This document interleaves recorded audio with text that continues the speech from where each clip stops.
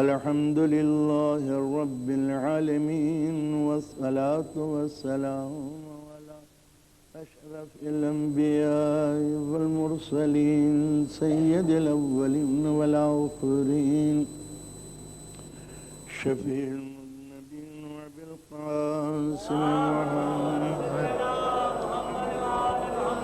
وآل الطيبين الطاهرين المظلومين المنتجبين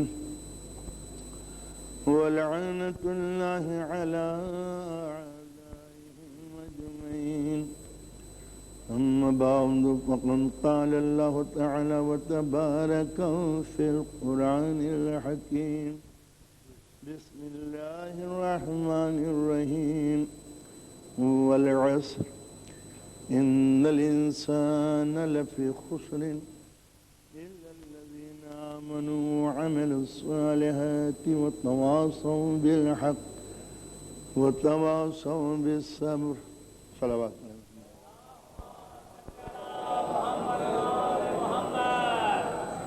خدا کا قول ہے جو انسان کا خالق ہے تمام کائنات کی وسعتوں کے ساتھ، اس سے بہتر زندگی پہ کوئی تبصرہ کر بھی نہیں سکتا، اس لیے کہ خالق کو معلوم ہے کہ انسان کی حیثیت کیا ہے. نہ وہ مبالغہ کرے گا کہ انسان کو حد سے بڑھا دے، اور نہ کوئی مغالطے میں مبتلا کرے گا کہ وہ اس کو گرا دے. لیکن جو قدرت کہتی ہے وہ عجیب و غریب بات ہے. والعصر، یہ گردش لیل و نہار گواہ ہے، تاریخ بشر شاہد ہے. ان الانسان لفی خسر، یہ انسان میں اپنے تمام کمال و جمال و مال و متاع اس سب کے ساتھ خساروں کی وادیوں میں گرتا چلا جا رہا ہے. یہ وقار بشر سوائے خساروں کی اور کچھ نہیں ہے. بات اگر یہاں تک ہوتی کہ ان الانسان لفی خسر، انسان گھاٹے میں ہے، تو یہ انسان کا مقدر سمجھا جاتا ہے. یہ گھاٹے میں بنایا گیا، گھاٹے میں ہے، گھاٹے میں رہے گا. اس کی ماہیت ہی میں خسارہ ہے. لیکن اس اعلان کے بعد کہ ان الانسان لفی خسر، یہ انسان گھاٹے میں ہے، مگر بچا جا سکتا ہے گھاٹوں سے. الا الذین آمنوا، یہ انسان جو خسارے میں ہے اس میں کوئی شک نہیں. اگر یہ ایمان لے آئے تو اللہ نے خسارے کے اندھیروں میں ایک شمع امید روشن کر دی کہ خسارے مقدر نہیں ہیں، بچا جا سکتا ہے. خساروں کی طویل دیوار میں ایک شگاف پیدا کر دیا کہ انسان چاہے تو اس گھاٹوں سے، اس نقصان سے انسان کی تلافی ممکن ہے. لفی خسر، انسان بچ سکتا ہے اگر ایمان لے آئے. تو یہ انسان، یہ organize, well to do, well establish, well form, جتنا بھی خوبی ہے انسان میں، یہ گھاٹے سے بچ سکتا ہے اگر یہ زندگی بشر کی وابستہ دولت ایمان بن جائے. لیکن یہاں نقطہ نہیں ہے، یہاں آیت نہیں ہے، فل اسٹاپ نہیں ہے، بات آگے بڑھ گئی. ایمان بھی خساروں سے بچا نہیں سکتا. اگر کوئی ایمان لے آئے اور یہ سمجھے کہ ایمان لانے کے بعد ہم گھاٹوں سے بچ جائیں گے، تو خود قرآن یہ کہہ رہا ہے کہ تم بچ نہیں سکتے جب تک کہ ایمان کو عمل الصالحات سے باندھ نہ دو. یعنی صرف مومن بننا کوئی خوبی نہیں ہے، ایمان لانے کے بعد اس پر عمل کرنا، عمل الصالحات، عمل ہی نہیں عمل الصالحات کرنا. یعنی جس ایڈیالوجی کو، جس نظریات کو، جن خیالات و اصول کو آپ نے تسلیم کیا ہے، اس کو دماغ میں لے کے بیٹھ جانے سے خسارے دور نہیں ہوں گے. اس ایمان کو عمل میں ڈھال دو. عمل الصالحات اور نیک کام کرنے سے بھی گھاٹے ختم نہیں ہوں گے۔ کوئی آدمی یہ سمجھے کہ ہم مومن ہیں، نماز پڑھتے ہیں، داڑھی رکھتے ہیں، زکوٰۃ دیتے ہیں، حج کرتے ہیں، عزاداری کرتے ہیں، تو نیکیاں کرنے کے بعد بھی بشر کے مقدر کے خساروں کی تاریکی ختم نہیں ہوگی، ایمان لانے کے بعد بھی اور عمل الصالحات کے بعد بھی، جب تک کہ تواصوا بالحق غیروں تک یہ دین نہ پہنچاؤ، رہیں گے وہ کافر، گھاٹا ہوگا تمہارا، گناہگار سماج ہوگا، پریشان ہوگے تم۔ لہذا جب تک کہ غیروں کی طرف حق منتقل نہ کرو، تمہارے مقدر کے خسارے صحیح نہیں ہوں گے۔ تو نماز پڑھنا کوئی خوبی نہیں ہے، نماز پڑھوانا خوبی ہے۔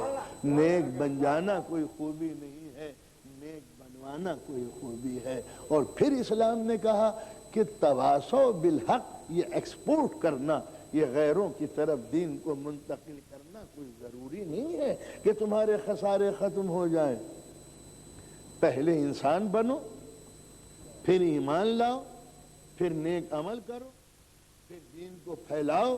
اور دین کو پھیلانا آسان کام ہے، نفرت کی راہوں سے گزرنا پڑتا ہے، عداوت کی غلاظتوں کو سہنا پڑتا ہے، جسم پر نفرت کے پتھروں کو برداشت کرنا پڑتا ہے، راہوں میں مصیبتوں کے کانٹے سے چلنا پڑتا ہے۔ اگر سماج کے بچھائے ہوئے کانٹوں سے تنگ آ کر تم پیچھے پلٹ گئے تو سب گھاٹا ہی گھاٹا ہو گئے۔ تواصوا بالصبر، جو تبلیغ دین میں پریشانیاں واقع ہوتی ہیں اس کے مقابلے میں ڈٹے رہنا۔ پیچھے اگر قدم ہٹ گئے کہ ہمیں کیا مطلب، میاں مصیبتیں کون لے، صبح سے لے کے شام تک قوم کا کام کرے، تو آپ اگر ہٹ گئے کام کرنے سے تو خسارے پورے کے پورے۔ لہذا اسلام نے انسان کی جو ذمہ داریاں معین کی ہیں کہ تم پہلے انسان ہو، پہلے یہ سوچو کہ انسان بنے گئے، پھر خسارے میں مبتلا ہو، گھاٹا ہے تمہاری زندگی۔ اندازہ لگائیے، یہ آم کا درخت جو ہر سال آم دیتا ہے یہ گھاٹے میں نہیں ہے، یہ کھجور جو ہم توڑتے ہیں یہ گھاٹے میں نہیں ہے، یہ دمبا و بکرا جو رات بھر دن ہم کھاتے ہیں یہ گھاٹے میں نہیں ہے، وہ مرغی بیچاری مظلوم اور مظلومہ انڈے تک اس کے کھا لیتے ہیں وہ گھاٹے میں نہیں ہے، کوئی جانور گھاٹے میں نہیں ہے۔ جو رات دن بیل ہے جترا ہے، اونٹ ہے چلا ہوا ہے، گھوڑا ہے وہ کے میں لگا ہوا ہے، جس کی پوری زندگی مصیبتوں میں گزر جائے وہ گھاٹے میں نہیں ہے۔ اور جو عالیشان محلوں میں رہ رہا ہے، اسلام کہتا ہے گھاٹے میں ہے۔ یہ کیا چیز ہے؟ یعنی کائنات کا جو نظام چل رہا ہے وہ تو گھاٹے میں نہیں، کہیں بھی قدرت کے یہاں لاس نہیں ہے، قدرت کے اپنے انسٹیٹیوشن میں لاس نہیں ہے۔ جتنی ہوا اس نے دنیا کو دی تھی پہلے روز، آخرت میں وہ تمام ہوا واپس کر دی جائے گی۔ جتنا پانی دیا تھا وہ پورا پانا کا پانی جو ہے نا واپس کر دیا جائے گا، اس میں ایک قطرہ کمی نہیں آئے گی۔ قدرت کا سائیکلک سسٹم ایسا ہے کہ یہاں کسی چیز کے اندر کمی واقع نہیں ہوتی۔ آپ آکسیجن کو کاربن ڈائی آکسائڈ بنا دیجئے، پولوشن پیدا کر دیجئے، قدرت کا نظام پھر اس کو جو ہے نا ریفائن کر کے ریسائکلنگ سسٹم سے آپ کو سنوار دے گا۔ تو قدرت کے نظام میں کہیں گھاٹا نہیں ہے۔ قدرت وہ جس نے پوری کائنات بنانے کے بعد یہ کہا اس میں کہیں گھاٹا نہیں ہے، اور جو خلاصہ حیات بنایا انسان کو کہا لفی خسرین، اس میں گھاٹا ہے۔ تو یہ کیسے؟ تو سب سے پہلے مسئلہ تو یہ کہ انسان میں گھاٹا آیا کہاں سے؟ تو گھاٹے کا تصور پیور بزنس مینٹیلیٹی والی بات ہے کہ بزنس کے لحاظ سمجھ سکتے ہیں کہ فائدہ کس کو کہتے ہیں، گھاٹا کس کو کہتے ہیں۔ جب انویسٹمنٹ کم ہو، پروفٹ زیادہ ہو، اس کو کہتے ہیں فائدہ۔ خرچہ زیادہ لگایا، آمدنی کم ہوئی، اس کو کہتے ہیں گھاٹا۔ 1,00,000 لگائے تھے، 80,000 پائے، 20,000 کا گھاٹا۔ 1,00,000 لگائے تھے، 1,20,000 پائے، 20,000 کا فائدہ۔ انویسٹمنٹ سے لیبر ایڈ ہونے کے بعد جو رقم بچتی ہے وہ فائدہ ہے۔ اب قدرت یہ کہہ رہی ہے کہ نفع خسرین تم گھاٹے میں ہو۔ تو اب سوال یہ پیدا ہوتے ہیں یہ گھاٹے آئے کہاں سے؟ تو اب سوال یہ پیدا ہوتا ہے کہ کائنات کے نظام کو اور انسان کی زندگی کو سمجھنا پڑے گا کہ مرغ اتنی قربانیوں کے بعد بھی کہ انڈے اس کے کھائے گئے، اس کے چوزے کھائے گئے، اس کے پر نوچ لیے گئے، اس کی ہڈیاں تک جو ہے نا کام میں آ گئی، وہ تو گھاٹے میں ہے نہیں۔ اور گھاٹے میں یہ اشرف المخلوقات جو ہے نا، بہترین قسم کے ہوائی جہازوں میں گھومنے والا، بہترین قسم کے کاروبار رکھنے والا، بہترین قسم کا ویلا، بہترین قسم کی luxurious life, pomp and glory, treacle toffee life, یہ انسان یہ گھاٹے میں کیسے ہو گیا؟ مرتے مرتے مر گیا، ارب پتی بنا، کروڑ پتی بنا، یہ کیسے گھاٹے میں؟ بھئی یہ کہتے کہ جو مفلس ہے وہ بیچارہ گھاٹے میں، جو مالدار ہے بینک بیلنس جس کا وہ نہیں، کل انسان گھاٹے میں ہے۔ تو اب سوال یہ پیدا ہوتا ہے کہ یہ گھاٹے کا تصور آیا کہاں سے؟ تو اس کے معنی یہ ہوئے کہ انسان پہ انویسٹمنٹ زیادہ ہوا، پروفٹ کم ہوا۔ انسان پہ جتنا خرچہ ہوا اس کا آؤٹ پٹ کیا ہے؟ جتنا ہم نے لگایا اس کا نتیجہ کیا ہے؟ تو پہلے لگایا سمجھو کہ کتنا لگا دیا، پھر آؤٹ پٹ نکالو کہ اس کا نتیجہ کیا نکلا۔ اگر آؤٹ پٹ زیادہ ہے تو فائدہ ہے، آؤٹ پٹ کم ہے ان الانسان لفی خسر۔ تو اب پوری کائنات کے نظام میں اور انسان کے نظام میں ایک بنیادی فرق یہ ہے کہ پوری جو کائنات بنائی اس نے یہ کہہ کے بنائی کہ لکم، تمہارے لیے۔ تو اب یہ سورج کے نکلنا، یہ چاندوں کا طلوع ہونا، یہ جوار بھاٹا کا آنا، یہ موسم کی تبدیلی، یہ فصلوں کا تغیر، یہ پھلوں کی بہتات، یہ فاتحات الکثیرہ، یہ تمام یہ نعمتیں، یہ لذتیں جو قدرت برسا رہی ہے نعمتیں ساون کے بادل کی طرح، یہ کیوں؟ پتہ یہ چلا کہ لکم، تمہارے لیے، سخر لکم اللیل والنہار والشمس والقمر والنجم مسخرات بامرہ، زمین، آسمان، چاند، ستارے، دن رات سب تمہارے کنٹرول میں دے دیے۔ خلق لکم ما فی السماوات و ما فی الارض، زمین اور آسمانوں میں جو بھی خلق کیا ہے ہم نے تمہارے لیے خلق کیا ہے۔ تو یہ سارے پھل میرے لیے، سارے لباس میرے لیے، گردش لیل و نہار میرے لیے، یہ صبح کی سحر، شام کا وقت، رات کے تمام لمحات انعامات، یہ سب انسان کے لیے۔ تو پوری کائنات کا نظام ختم ہوتا ہے میری زندگی پر۔ جب یہ مجھ تک پہنچ جاتا ہے تو وہ گھاٹے سے نکل جاتے ہیں، میں اگر اس تک نہیں پہنچتا تو میں گھاٹے میں پھنس جاتا ہوں۔ تو اب دو سسٹم ہے کائنات کا، مجھ تک پہنچ جانا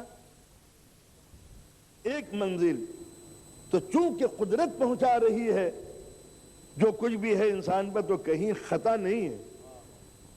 یہ تمام نعمتوں کی یہ پلین اور یہ لذتوں کی یہ ٹرین جو آ رہی ہے میری زندگی کے اسٹیشن پر، تو اس کے اندر چونکہ ڈائریکٹ قدرت کے کنٹرول میں ہے، تو کبھی ایسا نہیں ہوا ہوگا کہ سورج نہ نکلا ہو۔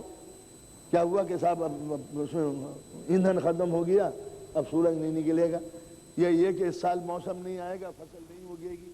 تو کہیں کائنات کے نظام کے اندر کہیں ہم نے عدول نہیں دیکھا، بغاوت نہیں دیکھی۔ یہاں نعمتوں کو، گستاخیوں کا حق نہیں ہے کہ وہ بشر کی لذتوں میں کہیں حائل ہو جائے۔ جس چیز کو چاہو گی، تعدوا نعمت اللہ لا تحصوها، اگر تم گننے لوگو میری نعمتیں کتنی ہیں تو زندگی موت کے کفن میں لپٹ جائے گی، میری نعمتوں کا اختتام نہیں ہوگا، تم ختم ہو جاؤ گے نعمتوں کو گنتے گنتے۔ تو اس کے معنی یہ ہوئے کہ میری ایک ایک تمنا، ایک ایک آرزو کی خاطر قدرت کی یہ ساری نعمتیں مجھ پر نثار ہو رہی ہیں۔ اب سوال یہ پیدا ہوتا ہے کہ پوری کائنات تو قربان ہو گئی میرے اوپر، اب میری زندگی کی جو قیمت ہے وہ کائنات کے انویسٹمنٹ سے بڑی ہونی چاہیے۔ اب بجلی کتنی خرچ ہوئی، روشنی کتنی خرچ ہوئی، کبھی ہم نے حساب لگایا کہ سورج جو فشانیاں ہم پر کرتا ہے اس کی قیمت کتنی ہے؟ نہیں، دن میں تو اندازہ نہیں ہو پاتا، رات کو جو میٹر لگتا ہے وہ چلتا ہے اور بل آتا ہے، پتہ نہیں یہاں بل آتا ہے یا نہیں بل آتا ہے۔ ہمارے یہاں تو جب بل آتا ہے تو آدمی بل آ جاتا ہے اس کے اندر۔ کیا ہوا کہ اے سی تو لگا لیا تھا مگر حالت خراب ہو گئی، سمجھے؟ تو اس کے معنی یہ ہوئے کہ جتنی بھی نعمتیں ہیں اس کی کبھی کبھی چھپ جاتی ہیں تاکہ اپنی قدر و قیمت کا احساس بتا سکیں۔ پانی کی کوئی قیمت نہیں ہے مگر ہاں نعمتوں کے حصہ ہے، تو آپ کے لیے بھی منرل واٹر کی ضرورت پڑے گی، اس کے معنی ہے۔ تو اس کے معنی ہے کہ آپ نے کوئی نئی چیز نہیں بنائی باہر سے جو غلاظت آ گئی تھی اس کو روک دیا تو منرل واٹر ہو گیا، ورنہ اچھا خاصا پانی تھا۔ تو اس کے معنی یہ ہوئے کہ بجلی کتنی اٹھتی ہے ہمیں نہیں معلوم، میٹر لگے تو پتہ چلے۔ ہم جب جوان تھے ہم نے کبھی نہ سوچا کہ کبھی ہم فارغ البال بھی ہوں گے اور یہ شباب کے لہلہاتے ہوئے پرچم بشکل زلف پرتیچا کبھی اڑ جائے گی اور چٹیل میدان ہو جائے گا۔ اب جو ہم نے ویگ امریکہ سے منگائی پتہ چلا کہ کافی قیمتی ہے۔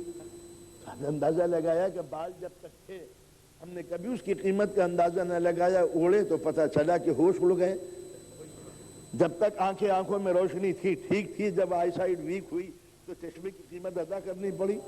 جب تک کہ ذہن مبارک کے اندر دانت سب جمائے بیٹھے ہوئے تھے ہمیں کبھی قدر و قیمت کا اندازہ نہیں ہوا، مگر جب یہ محفل اجڑ گئی اور ایک ایک کر کے چلے گئے اپنی جگہ پر، تب دانت والے نے بنانے والے نے دانت دکھائے کہ اتنے کی قیمت ہے، تو دانت جھڑنے لگے قیمت سن کے، اور وہ بھی بات نہ ہوئی جو اصلی دانتوں میں تھی۔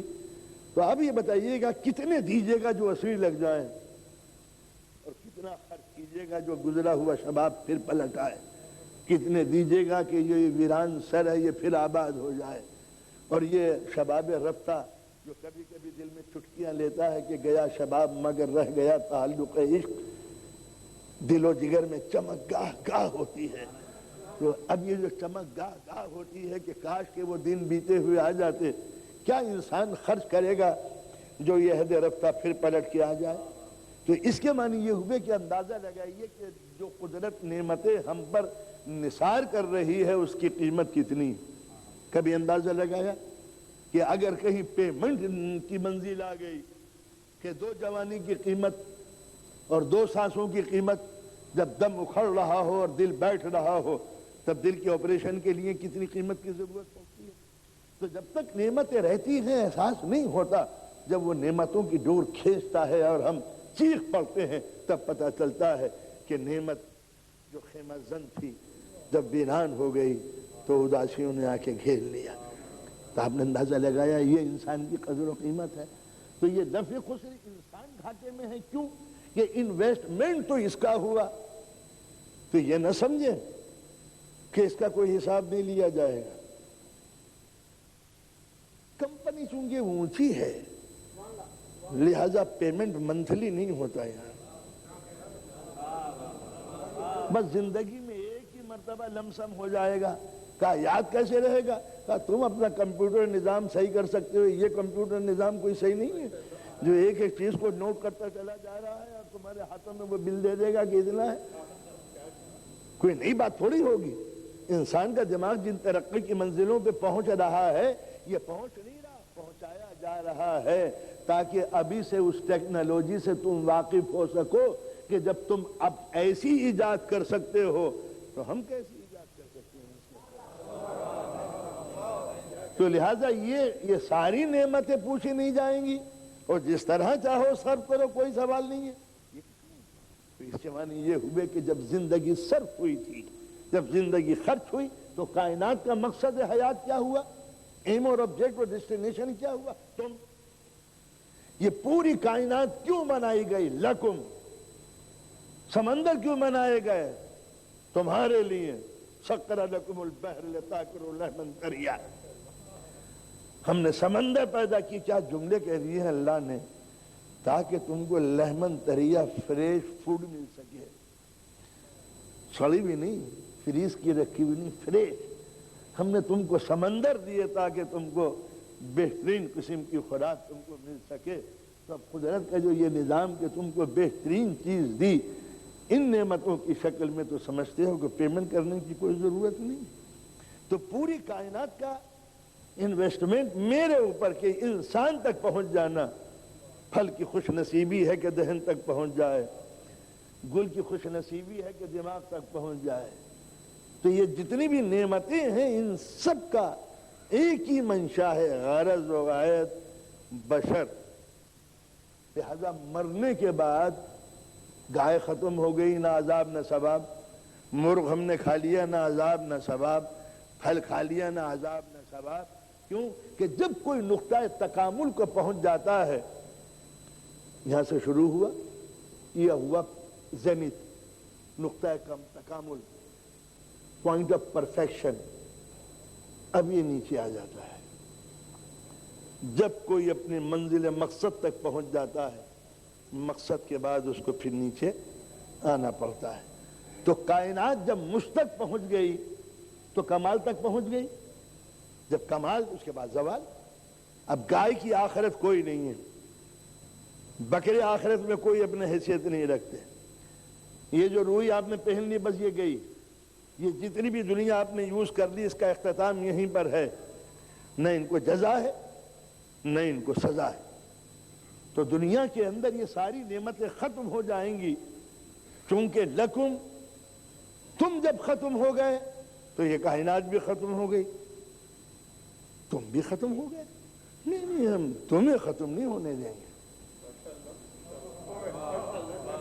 تمہاری وجہ سے کائنات تو ختم ہو گئی مگر تمہیں ختم نہیں ہونے دیں گے۔ اچھا یہ موت کیا ہے؟ کہ یہ خاتمے کا اعلان نہیں ہے، یہ تو حساب گاہ تک پہنچانے کا ایک دروازہ ہے۔ کہا یہ کیا چیز ہے؟ کہا دنیا میں جو ہم نے تم کو دیا وہ کیا چیز تھی؟ وہ نہ جزا تھی نہ سزا تھی۔ دنیا میں جو مجھے ملا نہ جزا کی شکل میں نہ سزا کی شکل میں۔ ہندو ایڈیالوجی یہی کہتی ہے جو ہم پار رہے ہیں وہ جزا ہے پچھلے جنم کا یا سزا ہے پچھلے جنم کی۔ امیر المومنین علیہ السلام فرماتے ہیں نہج البلاغہ میں، اچھا درود آہستہ کہ نہ دنیا جزا کی جگہ ہے نہ دنیا سزا کی جگہ ہے۔ اگر یہ سزا کی جگہ ہوتی تو کوئی فرعون سانس نہ لیتا، اور جزا کی جگہ ہوتی تو نبیوں کے سروں میں تاج زرری رکھے ہوئے ہوتے۔ جزا اور وہاں سزا ہے، مگر فرعون بغیر پیٹے ڈوب گیا، ڈوبنا کوئی سزا تھوڑی تھی، ڈوب جانا کوئی سزا نہیں تھی، اینڈ تھا، بس ختم ہو گیا معاملہ۔ نمرود کوئی سزا تھوڑی تھی، یزید نے کیا سزا پائی؟ یہ اور جو لچے لفنگے تھے اسلام کی تاریخ کے ان کو کیا سزا ملی؟ یا آج جو حرکتیں کر رہے ہیں ان کو کیا سزا مل رہی ہے؟ یعنی کیا ہم سمجھتے ہیں کہ وہ مر گئے طلب کے سزا ہو گئی؟ واہ واہ واہ، پوری دنیا کو تڑپا دیا قیامت تک کے لیے۔ تو ایکشن ری ایکشن کی شکل میں تو قیامت تک باقی، اور سزا 2 لمحوں میں ختم ہو گئی کہ وہ یزید مر گیا صحرا میں جا کے ختم ہو گیا معاملہ، حساب کتاب ختم نہیں۔ تو موت جو ہے وہ جزا و سزا نہیں، کائنات کو نہ جزا ہے نہ سزا ہے، مرنے کے بعد انسان کو جزا بھی ہے اور سزا بھی ہے۔ کہا یہ دنیا جو تم کو دی ہے یہ بطور سیمپل دی ہے، نمونے کے طور پر، عطا کے طور پر، عطا گاڈ گفٹ۔ عطا کے اندر ایک بات ہے کہ دی بھی جاتی ہے، موڈ اچھا ہو تو مالک دے دے گا عطا، لے گاڑی لے جاؤ گھومو، آئے ہو پردیس سے، عطا۔ میں بڑی گندی کر دی لاہور بلاخود، مولوی ہو نا گندے تو ہوتے ہی ہیں، مولوی تمہارے بس کی بات نہیں ہے، میری گاڑی خراب کر دی مرسڈیز۔ تو عطا دی بھی جاتی ہے، موڈ خراب ہو تو لی بھی جاتی ہے۔ وہ جو جنت ملی تھی جناب آدم کو وہ عطا نہیں تھی، جزا تھی، نہ جزا تھی عطا تھی۔ جب عطا تھی تو موڈ خراب ہوا صاحب کا، چھین لی۔ ابتدا یہاں سے ہوئی، جنت دی تھی تو عطا تھی، گاڈ گفٹ۔ نہ آدم نے کوئی محنت کی تھی جنت پاتے، نہ حوا نے کوئی کام کیا تھا جس کی بنا پر جنت ملتی، عطا تھی۔ جب عطا تھی تو چھین لی، آدم کو یہاں بھیج دیا۔ کیوں بھیج دیا؟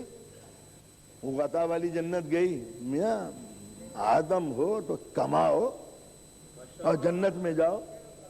یہیں سے زندگی پھوٹی ہے کرنوں کی شکل میں، یعنی ابا جان کو عطا کی جنت راس نہیں آئی، اب جزا کی جنت، اب کما کے جو ملے گی جنت وہ کوئی چھین کے دکھائے؟ تو عطا تو چھن جاتی ہے، جزا والی جنت کبھی نہیں چھنتی۔ تو یہیں سے زندگی کا گیم شروع ہوتا ہے کہ ہم نے جو تم کو نعمتیں دی ہیں وہ آخرت والی، اس کے نمونے سمرائز کر کے تلخیص کر کے دنیا میں دے دیے. تمہیں وہاں کی جنت پہ یقین نہیں آئے گا انعامات کی زندگی. تو اگر ہم نے سیمپل نہ دیتے تو وہاں کی جنت کا یقین کیسے ہوتا تمہیں؟ تو وہ جزا والی جنت کا یقین دلوانے کے لیے سیمپل بانٹ دیے. فاکہۃ کثیرہ، بہت پھل ہوں گے.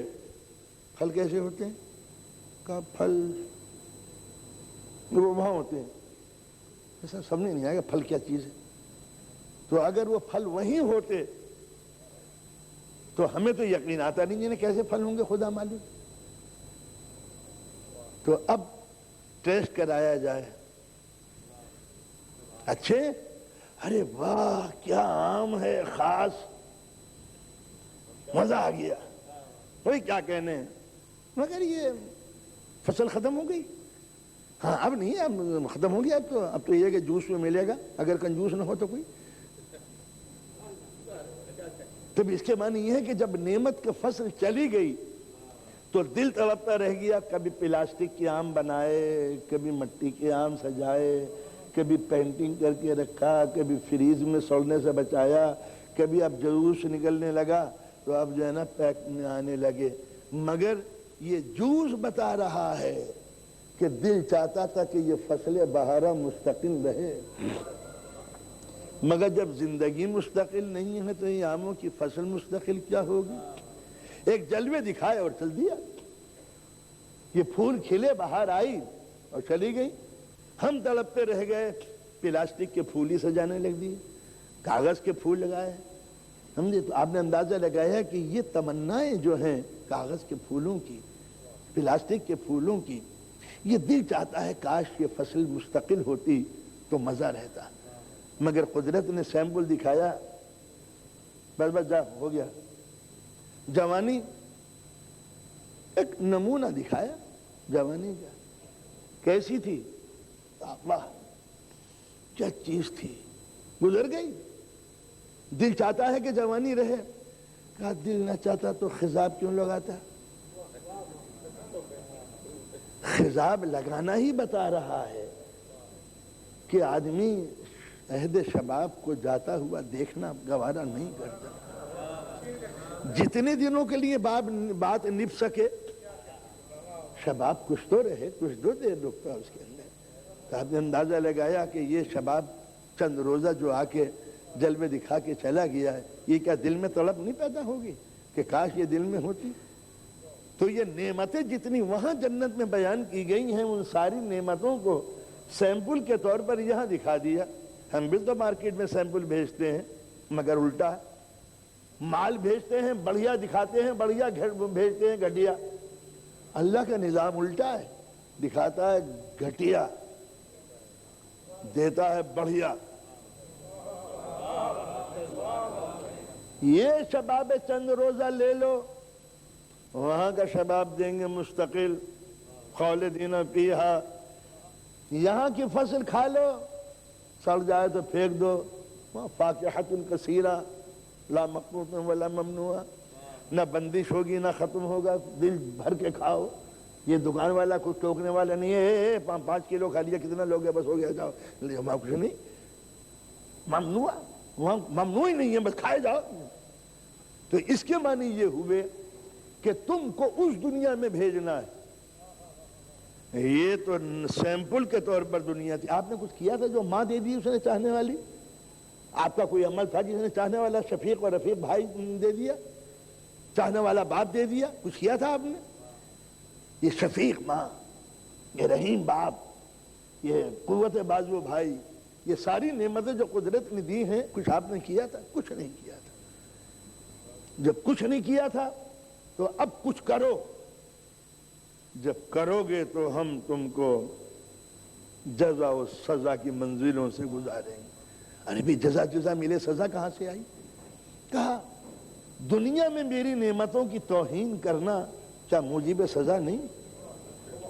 تم نے اپنے آپ کو اس لائق نہیں بنایا کہ وہاں پہنچ سکے، کیا یہ موجب سزا نہیں؟ تو لہذا انسان کو جزا و سزا سے گزارنا ہے تو جزا و سزا سے گزارنے کے لیے اختیار دے کہ جزا کا وہ اچھا کر سکیں یا برا کر سکیں. میں نے عرض کیا کہ اگر ہمیں جزا و سزا ملے گی تو ہم سزا بھی پا سکتے ہیں، جزا بھی پا سکتے ہیں. تو جزا تو وہی پائے گا، سزا تو وہی پائے گا جو دنیا میں مختار ہو. مجبور کو نہ جزا ملے گی نہ سزا ملے گی. ڈاکو آئے گھر میں، آپ کے گھر میں سرمایہ دیکھا، آپ کو رسیوں سے باندھ کے ڈال دیا، سرمایہ لوٹ کے لے گئے. اب میٹنگ کی میونسپلٹی میں کہ ان کے صبر کے اوپر آپ حضرات ان کو انعام دیں کہ گھر لٹتا رہا اور یہ چپ بیٹھے رہے. کیا کر لیتے؟ یہ رسیوں میں بندھے ہوئے کیا کر لیتے؟ تو مجبور صبر نہ کرے گا تو اور کیا کرے گا؟ تو جس کو ہاتھ باندھ دیے جائیں وہ صابر نہیں سو ہوتا، وہ صبر نہیں کرتا، جبر کرتا ہے. جبر کرتا ہے. تو اگر آخرت ہے تو انسان مجبور نہیں، جو مجبور نہیں ہے تو آزاد ہے. علامت ہے آپ کے پاس اس بات کی کہ آپ آزاد ہیں یا مجبور ہیں؟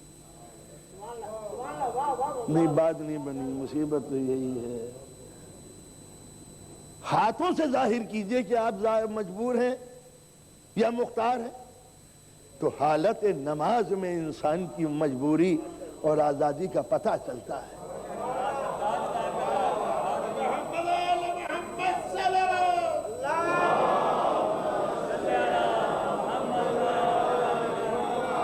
کہ مجبور ہو یا آزاد ہو.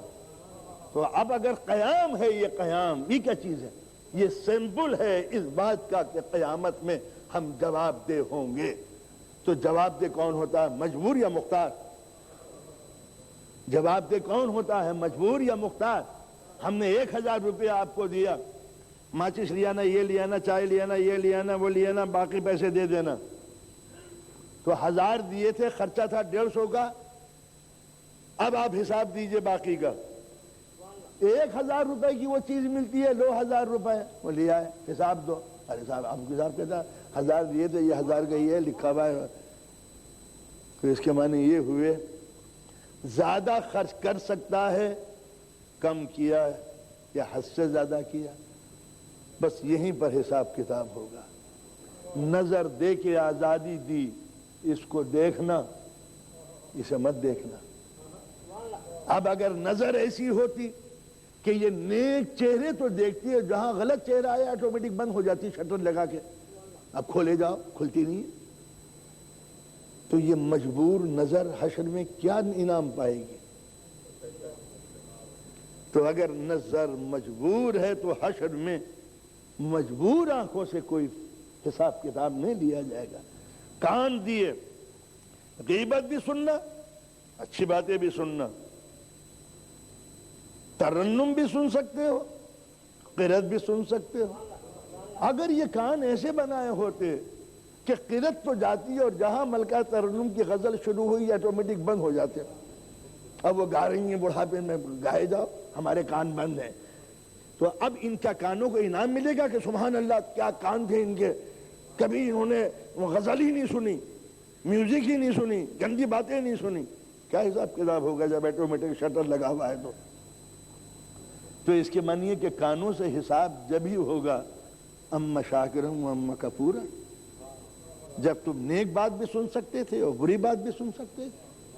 تو اس کے معنی یہ ہوئے کہ قدرت نے دوری طرح کی تم کو آزادی دی، زبان دی، چلاؤ خوب، مگر دیکھو سچ بولنا، جھوٹ مت بولنا.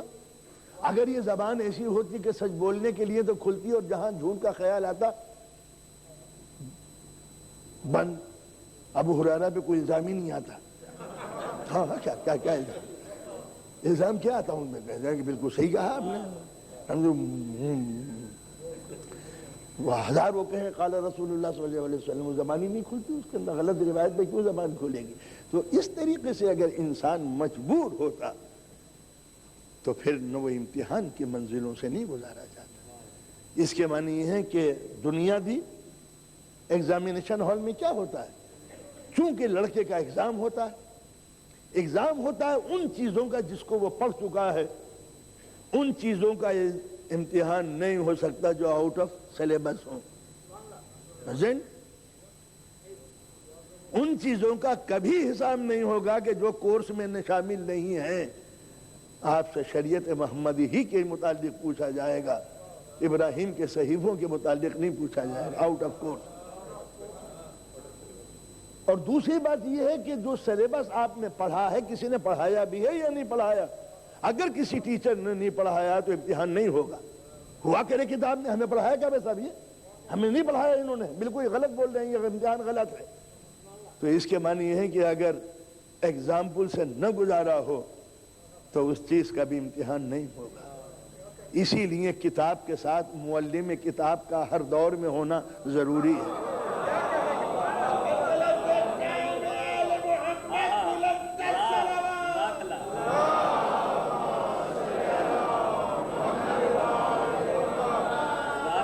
میں آئی ایس سی کا اسٹوڈنٹ تھے، امتحان دے رہے تھے، واقعی فزکس بڑا مشکل تھا. ہم لڑکوں نے ہنگامہ کیا، صاحب پڑھایا نہیں گیا. پرنسپل آ گئے، کئی ہزار لڑکے بیٹھے ہوئے، نہیں آیا. ہم نے اُلے بدماش تو تھے ہی ہم، مطلب یہ کہ ہمیں پڑھایا نہیں گیا.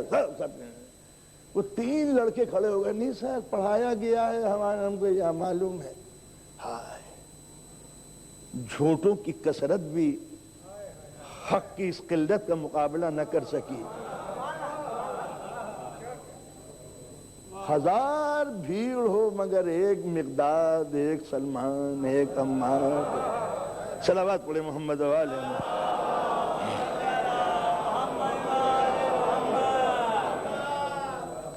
تو اس کے معنی یہ ہوئے کہ کتاب سے کام نہیں بنتا ہے جب تک کہ اس کے ساتھ معلم کتاب نہ ہو. اور پھر ہم یہ کہہ سکتے ہیں کہ صاحب کوسچن بڑا ٹف تھا، ہو نہیں سکا، تو کچھ اسٹوڈنٹ اگر کھڑے ہو کے کہتے نہیں صاحب ہم نے کر لیا، تو اب پڑھانے والے پہ الزام نہیں آئے گا. آپ کالج سے بھاگتے ہوں گے میاں، پھنس گئے. تو اس کے معنی یہ ہوئے کہ انسان جب اس دنیا میں آخرت میں بھیجا، ایگزامینیشن ہال ہوا. جب ایگزامینیشن ہال میں آیا تو پیپر آیا. جب پیپر آیا کہ نہ سب کوئی میز ہے، نہ کوئی ٹیبل ہے، نہ روشنی ہے، نہ انک ہے، نہ قلم ہے، نہ دعوات ہے، لکھے کیسے؟ تو آپ کو امتحان لینے کے لیے ساری فیسلٹیز پرووائڈ کرنی پڑیں گی جب امتحان لیا جائے گا. ارے کیسے امتحان نہیں ہے؟ نہ وہ زمین ہے، نہ آسمان ہے، نہ آگ ہے، نہ پانی ہے، نہ ہوا ہے، کہاں اتار دیا ہے؟ تو ایگزامینیشن ہال سجا دیا. لو نعمتیں کھاؤ، ہر چیز کا استعمال کرو اس کے اندر. تو لہٰذا یہاں کوئی نعمت نہ جزا ہے نہ سزا ہے. یہاں اگر کسی کو دولت اللہ نے دی ہے تو وہ انعام نہیں ہے، امتحان ہے. اور اگر غربت کسی کے پاس ہے تو وہ سزا نہیں ہے، وہ بھی امتحان ہے. تو یہاں دونوں آزمائے جا رہے ہیں، دولت دے کے بھی اور دولت لے کے بھی. نہ غربت ذلت کا مقام ہے اور نہ دولت کوئی شرف ہے. یہ دولت اس لیے دی گئی کہ ہماری نعمت یہ خود بانٹتا ہے یا نہیں بانٹتا؟ تو خود بانٹ دے. تو خود کیوں نہیں بانٹتا جو ہم سے کہتا ہے بانٹتا ہے؟ کہ یہی تو انسان میں شرف چاہتا ہوں. لَقَدْ خَلَقْنَا الْإِنسَانَ مِن نُطْفَةٍ أَمْشَاجٍ نَبْتَلِهِ فَجَعَلْنَاهُ سَمِيعًا بَصِيرًا. میں ہوں سمیع و بصیر، میں نے انسان کو سمیع و بصیر بنایا ہے. اندازہ لگایا کہ وہ قدرت کہتی ہے میں ہوں سمیع و بصیر، اور میں نے تم کو بھی سمیع و بصیر بنایا ہے. میں ہوں رازق، تم کو بھی میں راضی دیکھنا چاہتا ہوں. کھلاؤ کھلاؤ. مال ہوگا میرا، نام ہوگا تمہارا. اس سے بڑھ کے کوئی میرا کرم ہو سکتا ہے؟ يُنْفِقُونَ مِمَّا رَزَقْنَاهُمْ. یہ ہے قیامت کی بات جو اللہ کہتا ہے مما رزقناہم. وہ جو چیز ہم نے ان کو دی ہے اس میں سے بانٹتے ہیں. ان کی اپنی کوئی چیز تو ہے نہیں بیچاروں کی. جو ہم نے دیا ہے تم بانٹو، لو بانٹو. نہیں کم ہو جائے گا، کم ہو جائے گا. لو اور لو، بات نہیں کم ہو جائے گا. لے اور بات کم ہو جائے گا. اتنا دیا کہ قارون بن گیا، اور کچھ نہ دیا اسی دولت میں دبتا چلا گیا اس کے وزن سے. تو اب قدرت جو ہے وہ اپنی نعمتیں دے کے کہتی ہے لے میری نعمتیں. بن میرے کمالات کا مظہر، میرے کمالات کا مظہر بن اور بانٹ دنیا کے اندر، اور اگر بانٹ دیا تو پھر اتنا دوں گا کہ سنبھالا نہ سنبھلے گا، اور نہ دیا تو وہ سزا دوں گا کہ برداشت نہیں کر سکے گا، اس لیے کہ تو نے میرے اعتماد کی توہین کی ہے، فرشتوں کے سامنے تو نے میرے اعتماد کی توہین کی ہے۔ میں نے خلیفہ کہا تھا تجھے، میری صفتوں کو ریپرزینٹ کرے گا تو، انی جاعل فی الارض خلیفہ، میری صفتوں کو ریپرزنٹیشن کے لیے کہ میری صفتیں دنیا میں لے جا کے بتا۔ سارا جھگڑا اسی پہ آدمیت کے اوپر تھا، تو نے سب کچھ لینے کے بعد کچھ نہیں دیا، تو لہذا یہ ہے اس دنیا میں نعمتوں کے تناسب کی جو دولت ہے وہ تمہاری کچھ نہیں، اور اسلام نے ایک نیا تصور دیا، تم ہو کیا؟ کچھ نہیں، کچھ نہیں ہے، جو کچھ بھی ہے وہ ہمارا ہے۔ کہو ان الصلاۃ ونسکی ومحیایا ومماتی للہ رب العالمین، میرا کچھ نہیں ہے۔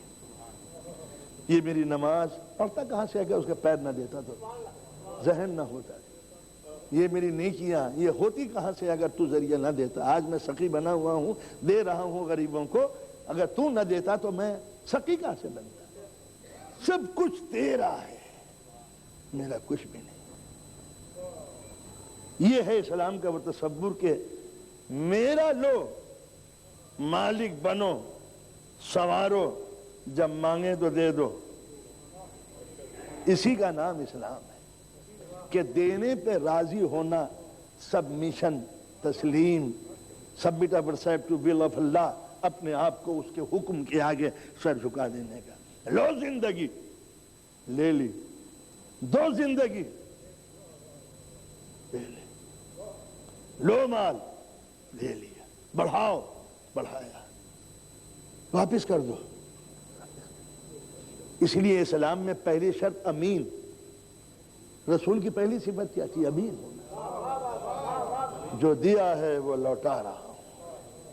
تو یہ لوٹانا ہی سب سے بڑی خوبی ہے کہ اللہ کی اس نعمتوں کو ہم واپس کر دیں اگر وہ مانگے، اور اگر نہ واپس کیا تو اس کے لیے لفی خسرین، گھاٹے میں ہے۔ یہ رہا کیا ہے اس کے بعد؟ تو یہ اسلامی تصور تھا کہ تم کچھ بھی نہیں ہو اپنے لیے، یہ اِنَّ للہ کیا چیز ہے؟ رات دن ہم ہوتے ہیں اِنَّ للہ وَإِنَّا إِلَيْهِ رَاجِعُونَ۔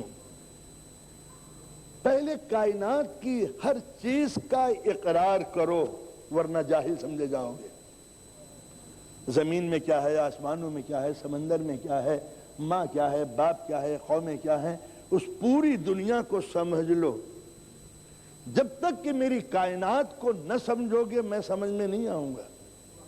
کائنات سمجھ لی، ماں باپ بیٹا بھائی بہن زمین جائیداد کاروبار سب کچھ سمجھ لیا؟ ہاں سمجھ لیا، اسے ہٹاؤ، لا لا کہہ کے ہٹا دیا، اللہ کہہ کے تسلیم کر لیا۔ یہ کچھ نہیں ہے بس تو ہے، تو یہ کچھ نہیں ہے پہلے سمجھ تو لو کہ کیا کیا ہے، تو جب سمجھ لو کہ کیا کیا ہے تو ان سب کو ہٹا دو۔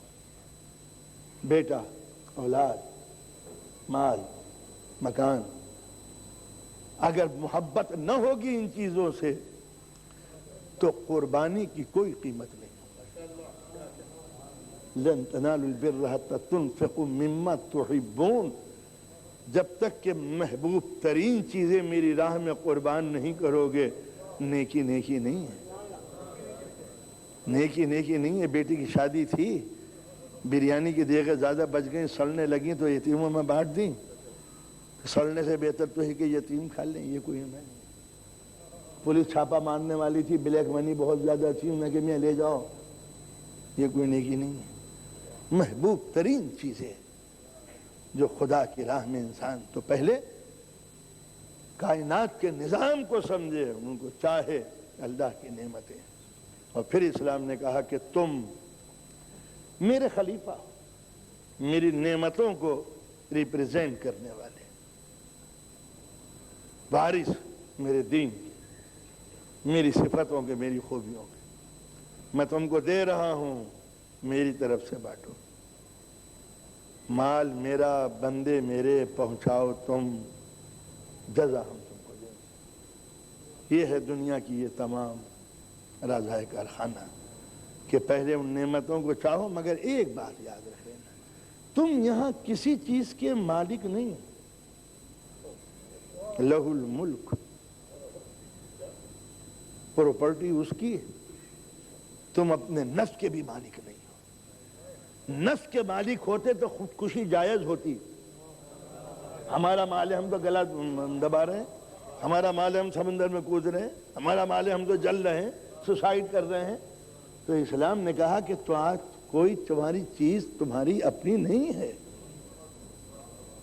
مال میرا ہے، لو سنبھالو، رکھے رہنا، جب مانگوں تو پلٹا دینا، اور جب مانگوں تو اچھا کر کے اگر دو گے تو انعام دوں گا، بگاڑ کے دو گے تو سزا دوں گا۔ سزا کا موجب یہ ہے کہ اچھا بنایا تھا، لقد خلقنا الانسان فی احسن تقویم، کتنا پیارا بنایا تھا میں نے تجھے، ثم رددناہ اسفل سافلین، تو گرتے گرتے وہاں پہنچا جاتا، رسولی نے دم توڑ دیا۔ تو اپنے وجود کو تباہ و برباد کرنے کی سزا یہ ہے کہ تو نے میری نعمتوں کی توہین کی، میری قدر نہیں کی تو نے۔ تو لہٰذا اسلام نے کہا کہ تمہارا کچھ نہیں ہے یہاں پر، لہ الملک، ایک لفظ دیا اسلام نے، تمہیں حق کے تصرف حاصل ہے، حق کے ملکیت حاصل نہیں ہے۔ آپ اسے یوز کر سکتے ہیں، میری نعمتوں کو استعمال کر سکتے ہیں، مالک نہیں بن سکتے آپ مالک نہیں ہیں۔ اب مالک میں حق کے تصرف میں فرق ہے۔ ہم نے ٹیکسی لی، ہم بیٹھ گئے، عادت تھی ہماری، چاقو نکالا اور وہ سیٹ کھرچنے لگے، اور ڈرائیور نے کہا اے ادھر نیچے، ارے بیٹھے ہیں، کہ بیٹھنے کا حق ہے آپ کو، میری گاڑی خراب کرنے کا حق نہیں۔ حق کے تصرف اس کو کہتے ہیں کہ صرف بیٹھنے کے لیے استعمال کے لیے ہے، بگاڑنے کے لیے نہیں۔ مگر ہاں آپ کی اپنی گاڑی ہے، شیشہ توڑو، دروازے توڑو، ہر چیز توڑ سکتے ہو، کوئی کچھ نہیں کہے گا، کوئی جرم عائد نہیں ہوگا، مالک ہم۔ تو اسی طریقے سے قدرت نے کہا کہ تم اس دنیا میں کسی چیز کے مالک نہیں، ہر چیز کا یہاں پر کوٹا معین ہے، ضرورت کے تحت لے لو، معیار زندگی تم بناؤ گے، ہم نہیں بنائیں گے۔ تمہیں کس اسٹینڈرڈ سے رہنا ہے وہ تم جانو، ہم نے کوئی اس کی حد معین نہیں کی۔ حوصلے بڑھاؤ، محنت سے کماؤ، کھاؤ، کفران نعمت ہے اگر تم نے میری نعمتوں کا استعمال نہیں کیا۔ کون کہتا ہے کہ گھٹیا مکانوں میں رہو، گھٹیا تمہاری گاڑی ہو، وہ سیدھا قسم کے تمہارے پاس کپڑے ہو، ٹیکل ٹافی لائی، اور شہزادوں کی طرح معلوم ہو کہ حوروں کے شوہر پل رہے ہیں دنیا کے اندر۔ تو اگر یہ گندے ہوئے تو گھسنے میں نہیں دیں گے وہاں پر۔ تو اس کے معنی ہے کہ عالی شان طریقے سے زندگی یہاں گزارو، ہاں گزارو عالی شان طریقے سے، مگر اس معیار میں تم مصرف نہ کہلاؤ، اسراف بیجا تم نہیں کرو گے، جائز طریقے سے مرغ کھاؤ، بکرا دم پخ کھاؤ، بریانی کھاؤ، واہ واہ واہ واہ، خوب مزے میں، اس میں کوئی بندش نہیں ہے۔ اچھا لباس پہنو، اچھے مکان میں رہو، ہاں بلا وجہ اڑا رہے ہیں، اسراف کرنا یہ ہمیں پسند نہیں ہے۔ تو مصرف ہوتے ہیں خیر وہ شیطان کے بھائی ہیں۔ اسلام نے کہا کہ میں کنجوس بھی مت بننا، کہ دولت کے اوپر ناک بنے ہوئے بیٹھے ہوئے ہیں، کچھ خرچہ ہی نہیں کر رہے اس میں۔ جتنی مذمت اسلام نے کنجوس کی ہے اتنی کسی کی نہیں کی۔ کہا یہ کسی کو ستاتا نہیں ہے کنجوس، مگر سماج میں سب سے زیادہ ذلیل یہی سمجھا جاتا ہے، نہ یہ لڑتا ہے نہ جھگڑتا ہے نہ کچھ وہ کرتا ہے، مگر گھر سے لے کے باہر تک بیوی نفرت کرتی ہے، بچے نفرت کرتے ہیں، ماں باپ، عزیز و قارب، دوست احباب، سماج، سوسائٹی، مسجد، امام باڑہ، مدرسہ، سب نفرت کر، کنجوس ایک پیسہ نہیں دیتا۔ حضرت علیہ السلام فرماتے ہیں کنجوس کی بھی زندگی عجیب ہے، دنیا میں رہتا ہے غریبوں کی طرح اور آخرت میں حساب دے گا رئیسوں کی طرح۔ فرشتہ پوچھیں گے وہ 10 لاکھ، وہ 20 لاکھ کیا ہوئے، وہ 30 لاکھ کیا ہوئے، وہ 40 لاکھ کیا ہوئے، حساب لاکھوں کا، وہاں لکھ پتی اور یہاں مشکل سے پتی۔ پتی بھی مشکل سے ہی رہتا ہے، کنجوس کے گھر میں کون رہے گی؟ آپ نے اندازہ لگایا؟ تو یہ ہے اسلام کا تصور کہ ہم نے تم کو ایک نعمتیں دی ہیں، اس نعمتوں کو خرچ کرو، مگر ملکیت تمہاری کچھ نہیں ہے اس دنیا کے اندر۔ بائی دا وے ایک بات کہہ دوں کہ خانہ کعبہ کے اندر بھی جو مکان بناتے ہیں وہ ملکیت کسی کی نہیں ہو سکتے۔ جناب حاجرہ کی اپنی پراپرٹی ہے، اس میں مکان بنا کے آپ یوز کر سکتے ہیں، ملکیت نہیں ثابت کر سکتے کہ یہ میرا مکان ہے۔ اس لیے اسلام میں مکے میں دروازے لگانا ممنوع تھا، مکان میں کوئی بھی دروازہ۔ یہ تو جب سے شام کے اندھیرے پوٹے انہوں نے پہلا دروازہ انہوں نے لگایا تھا، آپ نے اندازہ لگایا؟ پہلا دروازہ اندھیروں کے ڈر سے انہوں نے لگوایا تھا، چونکہ شام سے آئے تھے میں نے۔ تو یہ تو اسلام نے کچھ علاقے ایسے دیے ہیں جیسے پانی کسی کی پراپرٹی نہیں ہو سکتا، پانی کسی کی ملکیت نہیں ہو سکتا، پانی پہ جو قبضہ کرے گا اسلام کے خلاف ہوگا۔ اسلام چونکہ یہ اسلام کی ان نعمتیں ہیں کہ جس پر کسی انسان کا قبضہ جائز نہیں ہے۔ آپ نے اندازہ لگایا، اور ہنگامی حالات میں جائز نہیں ہے۔ مثلاً ہر کے ایک سپاہی سے یہ کہنا کہ وہ سامنے رملہ اتار لیں وہاں سے، وہ جو لڑکھڑا رہا تھا پیاس کی بنا پر، اس سے کہتے ہیں امام حسین علیہ السلام کے سامنے ناقہ ہے، ناقے کے اوپر مشقیزہ ہے، خود اتار لے۔ کیوں؟ یہ کیوں کہا کہ خود اتار لے؟ اسلامی قانون بیان کرنا تھا۔ غذا پہ ہمارا قبضہ ہو سکتا ہے، پانی پہ نہیں ہو سکتا۔ پانی بشر کی وہ ضرورت ہے کہ جس پر کسی بھی قسم کی بندش لگانا حرام ہے۔ تو لہٰذا وہ سپاہی جو راہ بھٹک گیا تھا اور ادھر سخاوت کا پرچم بلند تھا، ایک سقی کو، سقی کیا کہوں میں، ایک سقہ کو چاروں طرف سے تشنہ لبی نے گھیر لیا۔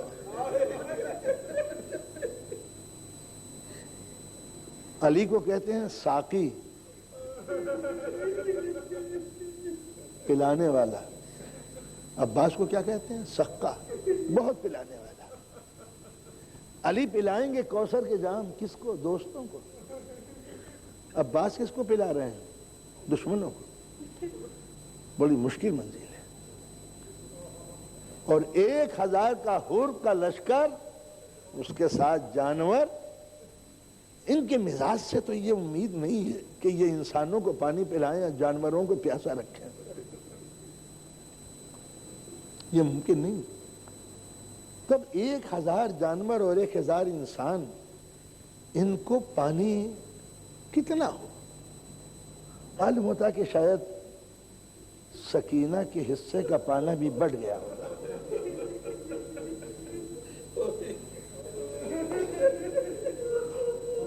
اب بچوں کی مشقیزیں بھی خالی ہو گئی ہوں گی، مگر میں عرض کروں کہ 1000 جب سیراب ہو گئے، اب مجھے یقین کامل ہے تو کوئی دریا پہ تھے نہیں، اب فضل عباس راستے میں تھے۔ تو جو حصے کا پانی تھا ان کے 70 تو کربلا میں ہوئے ہوں گے، راستے میں 70 نہیں تھے۔ جتنا بھی ان کے حصے کا پانی تھا وہ سب بٹ گیا۔ اب یہ بچے کل پیاسے ہوں گے۔ انہوں نے پانی مانگا ہے، لیکن احتیاط کیجئے گا، یہ پیاسے تھے، پانی مانگا ہے، بھوکے تھے مگر روٹی نہیں مانگی۔ کوئی روایت مجھے بتا دیجیے، اس لیے کہ روٹی تمہاری ملکیت ہو سکتی ہے، پانی تمہاری ملکیت نہیں ہو۔ بڑے بھوکے بچے تھے، اور بھوک کو آزمانے ہی کے لیے صدقے کے خرمے پھینکنے شروع کیے۔ تو ایک مرتبہ زینب اٹھا اٹھا کے پھینکی جاتی ہے، شرم نہیں آتی؟ ہمارے بچوں کی بھوک سے ناجائز فائدہ اٹھا رہے ہو، یہ صدقے کے خرمے آل رسول کو؟ کتنے بھوکے بچے ہوں گے، اور ان کے سامنے سے بچوں نے صدقے کے خرمے پھینک دیے۔ اب سکینہ پیاسی رہی ہیں اس واقعے کے بعد۔ میں پوری ذمہ داری سے کہتا ہوں، سکینہ نے پانی تو مانگا اس لیے کہ ان کا حق تھا، مگر کبھی تانا دے کے پانی نہیں مانگا کہ کل ہم نے تم کو پانی پلایا تھا، آج تم ہمیں پانی پلایا۔ ہائے رے سکینہ تیری غیرت، تیری تشنہ لبی نے پانی مانگا ہے مگر غیرت اسلامی نے کبھی تانا نہ دیا۔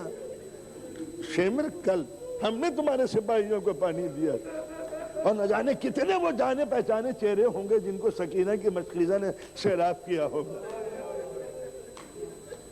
اور اسی اصلہ میں عباس کو 1000 تشنہ لبی کے بھور نے گھیر لیا۔ کیا منظر ہوگا کہ ہاتھ اٹھے ہوئے 2000 ہاتھ، 1000 پیاسوں کے 2000 ہاتھ، عباس پانی، عباس پانی، عباس پانی۔ منظر زیادہ دیر نہیں بدلا جو بدل گیا۔ عباس کو پانی نہ لے جانے دینا۔ اب ہزاروں تلواریں اس عباس کے لیے ہیں جو کل ہزاروں ہاتھوں نے عباس سے پانی کی بھیک مانگی تھی۔ اور اسی اثنا میں ہر کے ایک دستے کا سپاہی بہک گیا رہا تھا، جانور پیاسا تھا، وہ مر گیا، اس کو بے ہوش ہو گیا۔ ہوش جب آیا کیا دیکھتا ہے کہ کوئی اس کے چہرے پہ ٹھنڈے پانی کی چھینٹیں دے رہا ہے۔ ہوش آیا اسے، دیکھا کہ ایک عجیب و غریب بزرگ ہیں جو کرسی پہ بیٹھے ہوئے، ہاتھوں میں خرمے لیے ہوئے، پانی کی چھینٹیں دیے، خرمے کھا لے، پانی پی لے۔ اسے ہوش آیا تو بڑے غور سے چہرہ کو دیکھتا ہے کہ وہ کون ہے جو اس آگ برستے صحرا میں زندگی بانٹ رہا ہے۔ پھر یہی بزرگ کہتے ہیں جا سامنے اونٹ ہے، اس پہ مشقیزہ ہے، اتار کے پانی پی لے۔ کہتا کہ میرے اوسان اتنے خراب تھے کہ میں سمجھ نہ سکا کہ یہ کیا کہہ رہے ہیں۔ وہ خود اٹھے، ناقے کو لے کے آئے، مشقیزہ اتاری، اس سے دہانہ کھولا کہ لے پی۔ اس چلو تو اس نے بنائی مگر پانی کہیں گرتا تھا، چلو کہیں تھی۔ اس نے دیکھا کہ وہ بزرگ زمین میں بیٹھے، مشقیزہ کا دہن کھولا، بغل میں اس کو دبایا، ایک ہاتھ سے اس کا سر اپنے سینے پہ رکھا، لے پی لے پانی پی لے۔ یہ پانی پیتا جاتا ہے، چہرے پہ نظر جمی ہوئی، جب سیراب ہو گیا تو اٹھ گیا اپنے ایک سپاہی سے پوچھتا ہے کہ یہ کون بزرگ ہے جنہوں نے میری زندگی بچا لی؟ کہا تم کو نہیں معلوم؟ یہی وہ فرزند زائرہ ہے جس کو پیاسا قتل کرنے کے لیے ہم سب اکٹھے ہوئے، ہم سب جو اکٹھے ہوئے ہیں وہ صرف اس پیاسے شہید کو قتل کرنے کے لیے۔ اندازہ لگایا کہ جو دے رہا تھا، حیات دینے والا وہ ہے، مگر اس کے کردار کے مظہر اس دنیا کے اندر آنے کے بعد وہ یہ نہیں دیکھتے کہ پیاسا کون ہے۔ آل رسول نے خدا کی سیرت پر اور اس کے احکام پر چلنے کے لیے اٹھتے ہوئے ہاتھ دیکھے ہیں۔ ہاتھ کس کے ہیں آل رسول نے کبھی نہیں دیکھے، ہاتھ کس کے ہیں آل رسول نے کبھی نہیں دیکھے۔ یہ عالم تھا تو جس نے تشنہ لبی کو اس منزل پہ لے گئی، وہ آج سکینہ پھوپھی کی گلے سے لپٹی ہوئی عجیب اداس آنکھوں سے کہہ رہی ہے، پھوپھی اماں تھوڑا سا پانی مل جائے گا؟ پھوپھی اب تو سانس بھی گھٹ گھٹ کے نکلتی۔ زینب نے سنا کوفے کا یہ بازار، ناقے پہ بیٹھی ہوئی زینب اور سکینہ لپٹی ہوئی، بیٹی کون تجھے پانی پلائے گا؟ پانی پلانے والے چلے گئے،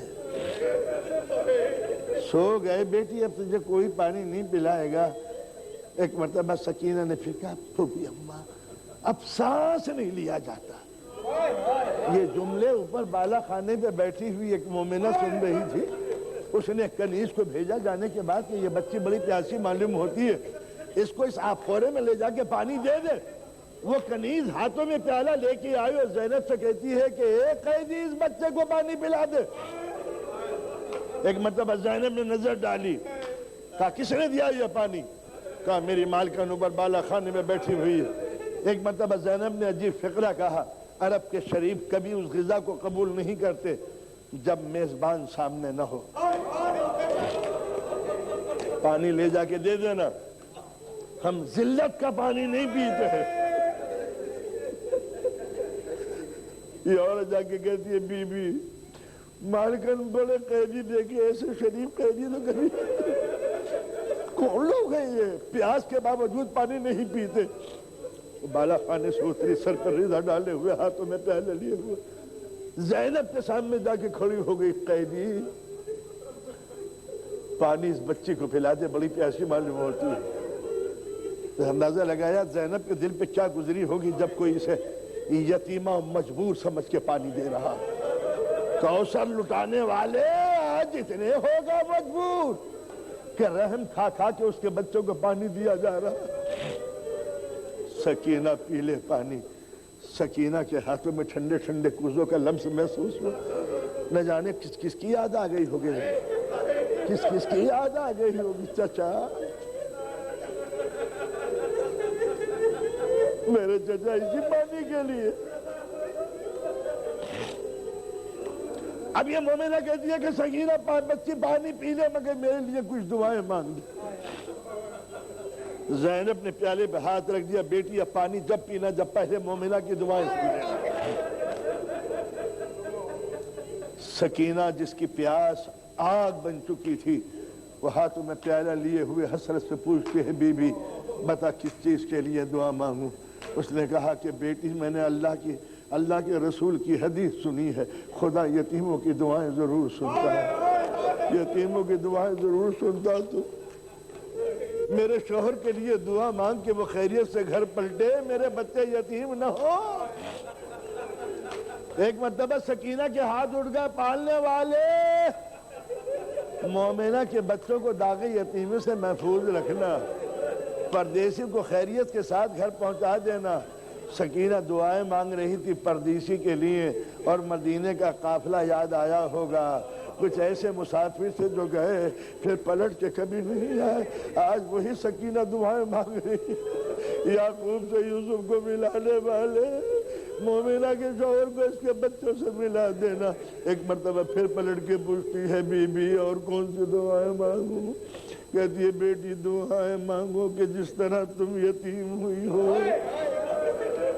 میرے بچے داغ یتیمی سے محفوظ رہے. سکینہ نے یہی کہہ کے دعا مانگی پالنے والے جیسے میں یتیم ہوئی ہوں. کچھ یاد آیا آپ کو اس لفظ یتیمی پہ جب حسین بیٹی سے رخصت ہو رہے تھے اور باپ کا دامن بیٹی کے ہاتھوں میں تھا تو مولا نے ایک جملہ کہا تھا بیٹی اجازت دے دو مگر اب یتیموں کی طرح رہنا. تو 4 برس کی بچی پوچھتی ہے بابا یتیم کس کو کہتے ہیں. کہا سکینہ جب رخساروں پہ تماچے لگنے لگے, جب کانوں کی بالیاں چھن جائے, جب گلے میں رسن بن جائے اور جب شام کے اندھیرے میں سکینہ کے تماچا لگا تو کہتی ہے ظالم کیا میں یتیم ہو گئی جو میرے تماچا مار رہا. اور آج وہی سکینہ دعائیں مانگ رہی ہے پالنے والے جیسے میں نے داغ یتیمی سے ہے.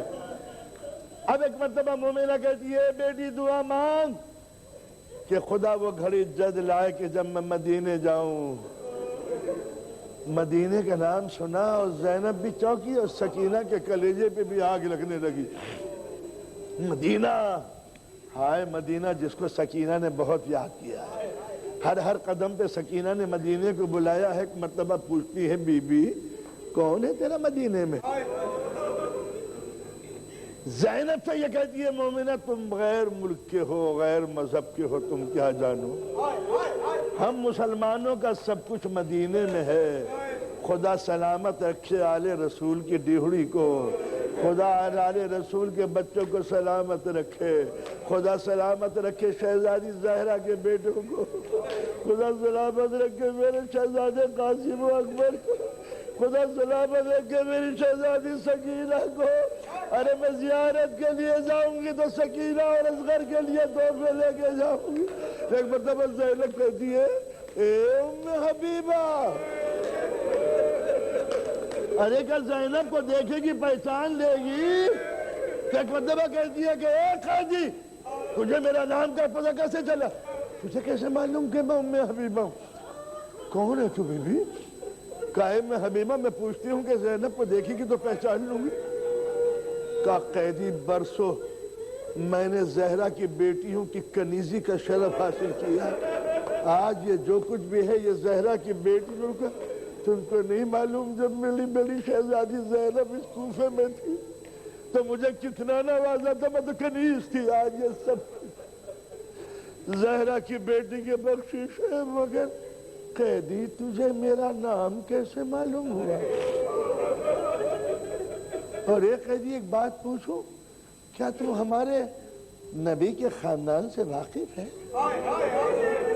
نہ جانے کیوں تیری آواز، نہیں میں غلط کہہ رہی ہوں، مگر نہ جانے کیوں تیری آواز میری شہزادی زینب سے بڑی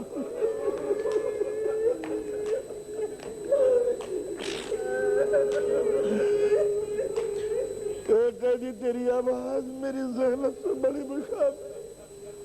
ام حبیبہ دیکھے گی زینب کو، پہچان لے گی؟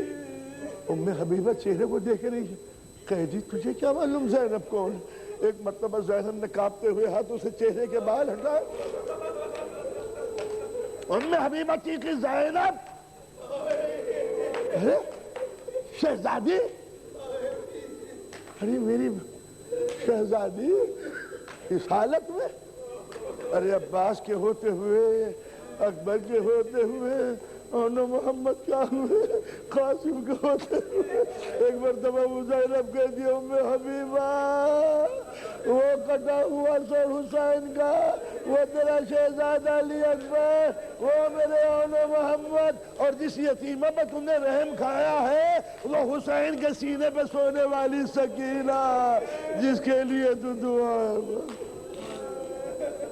ربنا آتنا في الدنيا حسنة وفي الآخرة حسنة وقنا عذاب النار ربنا لا تزغ قلوبنا بعد إذ هديتنا وهب لنا من لدنك رحمة إنك أنت الوهاب یا اللہ یا اللہ یا اللہ یا اللہ۔ پالنے والے اس ذکر کو بشکل عبادت قبول فرما لے۔ پالنے والے حسین پر رونے والے کسی بیماری میں مبتلا ہوں تو شفا دے دے، تجھ سے بڑھ کر کس سے مانگے، دے گا کون؟ تو نے کبھی کسی کو انکار کیا ہوتا تو نہ مانگتے۔ ہمارے بچوں کی حفاظت فرما، ہمارے رزق حلال میں برکت عطا فرما، یہ قوم جہاں بھی رہے اپنے حفظ و امان میں رکھنا۔ پالنے والے ہمارے مقدس مقامات کی حفاظت فرمانا، جن کے دلوں میں زیارت کربلا و نجف کی تمنا ہے اس کو پورا کر دے۔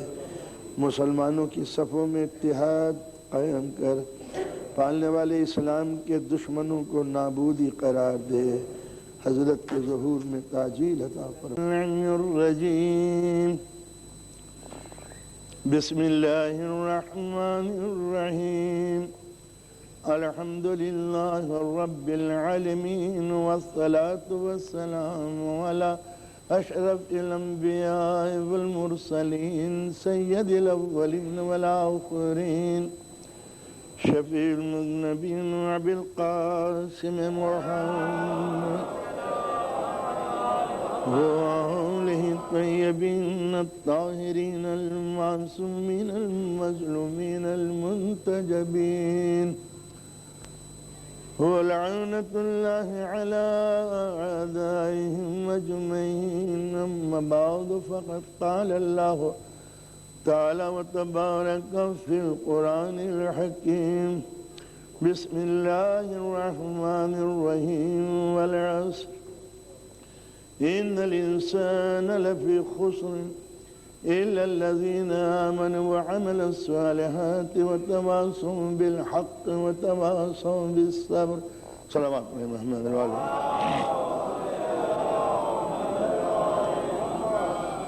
تاریخ کا طویل دور بشر کا گواہ ہے کہ انسان اپنے تمام کمال و جمال و مال و متال کے ساتھ بھی خساروں کی دلدل سے نکلنے سے خاسر رہا ہے، لیکن یہی خساروں کی گرتی ہوئی دیوار اور یہی وقار بشریت کے تباہ ہوتے ہوئے عناصر اگر خود کو ایمان کی دولت سے وابستہ کر لیں اور ایمان کو عمل میں ڈھال دیں اور عمل کو تحریک بنا دیں، تحریک کو صبر کا جامہ پہنا دیں، تب اس کے مقدر کے خسارے دور ہو سکتے ہیں۔ میں نے کل عرض کیا تھا کہ انسان پر یہ الزام کہ وہ خساروں کا ہے۔ اگر صرف اتنا ہی ہوتا کہ یہ لفظ خسر یہ گھاٹے میں ہے تو الزام بشریت کے دامن سے ہٹ کر ذوق تخلیق کو داغدار بنا دیتا۔ تو نے اس کو خسارے میں پیدا کیا ہے، خبر اور اطلاع کا شکریہ۔ لیکن قدرت نے کہا کہ یہ گھاٹا ہے، لیکن گھاٹے سے نکلنے کے لیے اس نے راستے بتا دیے، ایمان، عمل، تحریک، تبلیغ اور پھر ثبات قدم صبر کے ساتھ۔ تو اب سوال یہ پیدا ہوتا ہے کہ خسارے جب ہیں انسان کے تو خساروں سے کیا مطلب ہوا؟ تو میں نے کل عرض کیا تھا کہ ان پٹ اور آؤٹ پٹ کا سارا جھگڑا ہے کہ کتنا خرچ ہوا اور اس سے کتنا برآمد ہوا۔ خرچ ہوئی پوری کائنات اس لیے کہ قدرت نے کہا کہ یہ سب کچھ میں نے تیرے لیے بنایا ہے، چاہے وہ جمادات ہوں، نباتات ہوں، حیوان ہوں، آسمان کی چیزیں ہیں، طویل کہکشائیں ہوں، چاند و سورج کا نظام ہو، ابر کرم، بارش ہوتی ہے تو تیرے لیے، روشنی ہوتی ہے تو تیرے لیے، سیاروں کی وہ تمام قوتیں جو تیرے رزق کو لذت اور ذائقہ اور تاثیر دیتی ہیں، مراد صرف تو ہے اور کوئی نہیں۔ تو جب یہ سارا انویسٹمنٹ قدرت نے زمین و آسمانوں سے لے کے بشر کے لیے دے دیا تو لا محالہ قدرت اس کو ویسے ہی نہیں لٹاتی۔ قدرت کے یہاں بھی ایک سسٹم ہے اور حساب ہے۔ اتنا سخت حساب کسی نہ کمپنی میں دیکھا ہے نہ کسی اور ایڈمنسٹریشن میں جتنا کائنات کے اندر قدرت نے حساب کا نظام رکھا ہے۔ سورج جہاں ہے وہاں سے نیچے آ جائے تو قیامت آ جائے، سورج جہاں ہے اوپر چلا جائے تو سب ٹھٹر کے رہ جائیں، چاند جہاں ہے اگر بلند ہو جائے تو پھر یہاں پر شہر تباہ و برباد ہو جائیں، نیچے اگر آ جائے تو عورتوں کا جسمانی نظام تباہ و برباد ہو جائے۔ چاند کے نظام پر عورت کا نظام قائم ہے، اگر کہیں نیچے آ جائے اس کے اندر تو پھر زندگی اس کی اجیرن بن جائے۔ تو اب اندازہ لگایا کہ اتنا حساب کتاب کہ جہاں ایک ایک لفظ کے اندر ایک ایک عدد کے اندر قسمتیں چھپی ہوئی ہوں، وہ ایسا تو نہیں ہے کہ لٹا رہی اور کوئی حساب کتاب نہ ہو۔ کچھ نے کہا دیا تعدوا نعمت اللہ، اگر تم عدد کے لحاظ سے گنو تو اس کے معنی ہے کہ کاؤنٹنگ سسٹم تو ہے، اگر گننے کا سسٹم نہ ہوتا تو پھر خدا کا نام حسیب نہ ہوتا، حساب والا۔ تو اس کے معنی ہے کہ حساب تو آپ سے لیا جائے گا، اور یہ سوچ رہے ہیں کہ ایسے ہی بائی پاس نکل جائیں گے کسٹم سے، یہ نہیں ہو سکتا، اس لیے کہ وہاں کسٹم کی اور سسٹم دونوں بڑے سخت ہیں، کوئی چیز وہاں فرار ممکن نہیں ہے۔ جب فرار ممکن نہیں ہے اسی لیے تو قرار ممکن ہوا، ورنہ پہلے ہی سزا دے دیتا۔ وہ جو مجرم کو چھوڑتا ہے، لفٹ دیتا ہے، صرف اس بنا پر یہ بھاگ کے جائے گا کہاں؟ آپ کے یہاں جو مجرم کو فوراً سزا دی جاتی ہے وہ یہ کہ اگر نہ پکڑا تو پڑوس میں چلا جائے گا، بھاگ جائے گا، وہاں کون پکڑ کے لے کے آئے گا؟ تو قدرت کہتی ہے تم بھاگ کے جاؤ گے کہاں؟ ایک ہی راستہ ہے۔ ہمارا مجرم جب پولیس سے بچتا ہے تو انڈر گراؤنڈ ہو جاتا ہے، اس کا مجرم انڈر گراؤنڈ ہوتا ہے تو اور آسانی ہے پکڑنے میں، انڈر گراؤنڈ ہو گیا تو کام نہیں اندازہ ہے۔ تو اب قدرت کا یہ نظام ہے کہ ہم نے یہ ساری نعمتیں تمہارے اوپر کیوں دی؟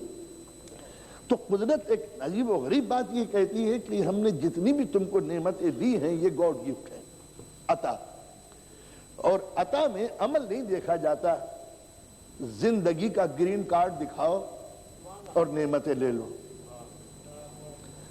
زندگی کا گرین کارڈ بہت ضروری ہے کہ اگر یہ زندگی کا گرین کارڈ ہے تو نعمتیں ہم دیں گے۔ ہماری دنیا میں نعمتیں حساب کے لحاظ سے نہیں ہیں، نہ کردار کے لحاظ سے ہیں، نہ تقوی طہارت کے لحاظ سے ہیں۔ یہاں نعمتوں کا فقدان بدمعاشیوں کے بنا پر بھی نہیں ہے۔ فرعون خوب کھا لے، یزید مزہ اڑا لے، شداد کی جنت تم نے سنی ہوگی۔ تو یہاں جو نعمتیں ہیں وہ کسی عمل کا نتیجہ نہیں ہے کہ انہوں نے کوئی اچھا کام کیا ہوگا۔ یہاں انسان پر صحیح ہے، چالاکی سے حاصل کرے، بدماشی سے حاصل کرے، لچا لفنگا بنے، کچھ بھی حاصل کرے، تو یہاں پر لالا کی نعمتوں سے یہ نہیں کرنا چاہیے کہ صاحب اس کے پاس کافر کے پاس اتنی نعمتیں ہیں، ہوا کرے۔ یہاں کوئی نعمت جو ہے وہ نہ جزا ہے نہ سزا ہے۔ جیسے ہندو ایڈیالوجی ہے کہ ہم کوئی بھگت رہا ہے کوئی پچھلے جنم کے لحاظ سے، نہ جانے کیا پچھلے جنم میں کیا ہوگا جو یہ مالدار بن گیا۔ تو یہاں جنم کا مال اس زندگی میں سپلائی نہیں ہوتا، یہاں جو کچھ بھی ہے لیس للانسان الا ما سعی، صحیح کے اوپر رزلٹ ہے، جیسا تم عمل کرو گے ویسا تم کو ملے گا، صحیح جائز ہو یا ناجائز، حلال ہو یا حرام ایک الگ مسئلہ ہے، لیکن یہ ہے کہ تم نے اگر محنتیں کی ہیں تو آپ کو بینیفٹ محنت کا ملے گا، چاہے حلال کی ہو یا حرام کی ہو۔ یہاں کی نعمتیں نہ انعام ہیں اور نہ یہاں کی مصیبتیں سزائیں، یہ زندگی کا نظام ہے، حساب و کتاب بعد میں ہوگا۔ تو اب جب دنیا کے اندر اس نے یہ ساری نعمتیں ہمیں دی ہیں تو یہ گاڈ گفٹ ہے، انعام ہماری طرف سے، جزا نہیں، انعام، عطا، بغیر کسی استحقاق کے۔ قدرت نے یہ ساری نعمتیں دکھانے کے بعد یہ کہا کہ ہر ذی حیات کی زندگی دنیا میں ختم ہو جاتی ہے، تمہاری زندگی ہم ختم نہیں ہونے دیں گے، تم کو ٹرانسفر کریں گے ایک ایسی دنیا میں جہاں موت کا اندھیرا نہیں ہے، ہر چیز وہاں مستقل ہوگی، مستقل، چاہے عذاب مستقل ہو یا ثواب مستقل ہو۔ تو لہذا وہاں کوئی حد نہیں ہے، ہر انسان ہمیشہ ہمیشہ انفینٹی میں شامل ہو جائے گا، وہاں پر اس دنیا میں چلے جاؤ گے جہاں اختتام نہ نعمتوں کو ہے اور نہ انجام سزاؤں کو ہے۔ اب سوال یہ پیدا ہوتا ہے کہ تم کو جو نعمتوں کا ادراک کرایا یہاں، زحمتوں کا تعارف کرایا یہاں، تکلیف کس کو کہتے ہیں ہم یہاں بتائیں گے، نعمت کس کو کہتے ہیں یہاں سمجھائیں گے، دوزخ کی آگ کس کو کہتے ہیں چولہے کے پاس چلو، زحمت کا تعارف، بھوک کا تعارف، ساری چیزوں کے تعارف تم کو، تاکہ دوزخ اور سزا کا بھی تم کو ادراک ہو سکے کہ وہاں سزا کس قسم کی ہوگی۔ تو یہاں مصیبتوں کے سیمپل دکھا دیے کہ مصیبت ایسی ہوتی ہے، بھوک ایسی ہوتی ہے، گرمی سردی ایسی ہوتی ہے، یہ تو یہاں جو مصیبتیں ہیں وہ نہ سزا ہے نہ جزا ہے، زحمتوں کا ہلکا سا تعارف ہے، مگر یہ کہہ کے کہ سزا کو، دشواریوں کو، دقتوں کو تم مستقل نہ سمجھنا، اگرچہ یہ نمونہ ہے مگر تمہاری تعمیر کے لیے دشواریاں ضروری ہیں، اس لیے کہ زمین میں وہی دانے سرسبز و شاداب ہوتے ہیں جس کو سورج کی تمازت اور کسان کا پھاوڑا درست کرتا ہے۔ لہٰذا اگر یہ وقت کی بھٹی میں تم کو نہ تپایا جائے گا تو تم کاہل انسان بن جاؤ گے۔ قدرت نے ایک فارمولہ دیا، فَإِنَّ مَعَ الْعُسْرِ يُسْرًا إِنَّ مَعَ الْعُسْرِ يُسْرًا، عجیب و غریب آیت ہے۔ ہر زحمت کے پہلو میں ہم نے راحت کے خزانے چھپائے ہیں، اور پھر قدرت کہتی ہے ہاں ہاں ہر زحمت کے نیچے نعمتوں کے خزانے ہیں۔ یہ تکرار کہ کہیں زحمتوں سے تنگ آ کے خودکشی مت کر لینا، یہ تمہارے صبر و ضبط کا امتحان ہے۔ تو لہٰذا اگر زحمتیں آ رہی ہیں تو ویلکم، اس لیے کہ اگر زحمتیں نہ ہوتی تو تمہیں دنیا کی معرفت نہ ہوتی۔ زحمتیں آئیں تو پتہ چلا کہ بھائی چچا ماموں خالو کیسے ہوتے ہیں، زحمتیں آئیں تو اولاد کا پتہ چلا کہ جن بچوں کو شفقتوں سے سینے سے لگا کے پالا تھا، اور جب یہی بوڑھا ہو کے بیماری کی منزل پہ گزرتا ہے تو جوان بیٹیاں کیسے منہ پھیر لیتی ہیں اور جوان بیٹے کیسے نظر انداز کرتے ہیں۔ تو اگر یہ مصیبتیں نہ دیتے ہم تو پھر ادراک کیسے چلتا؟ تو تنگ مت ہونا، ان سے ناراض بھی مت ہونا، ان سے بھاگنا بھی مت، ہاں پہچان لینا، پہچاننے کے بعد دل میں رکھنا۔ کہا میرا کوئی ہمدرد نہیں ہے، کہا نہیں ایسا بھی مت کرو، ہمدرد ہے، جو ہمدرد ہے اسی کو پکارو۔ امن یجیب المضطر اذا دعاہ، وہی پہ کن کو پکار رہے ہو؟ بیوی کو، بچوں کو، عزیز و اقارب کو، ہم نشیں کو، ان کو پکار رہے ہو؟ یہ آفت پہلو ہیں، زینت پہلو نہیں ہے۔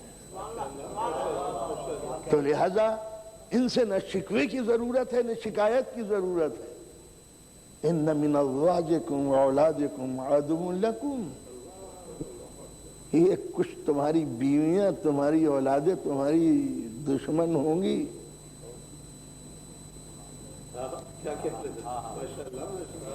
لہذا قرآن مجید کی، مجھے تو کوئی تجربہ ابھی ایسا ہوا نہیں، مگر محمد و آل محمد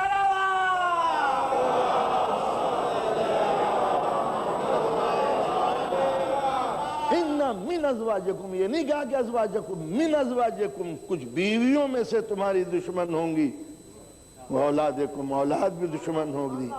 نظر انداز کرتے رہنا، معاف کرتے رہنا، اصلاح کرتے رہنا، معاشرے میں رہنا ہے۔ ورنہ امیر المومنین علیہ السلام کہتے ہیں معاف کرنے کی عادت ڈالو ورنہ اکیلے رہ جاؤ گے۔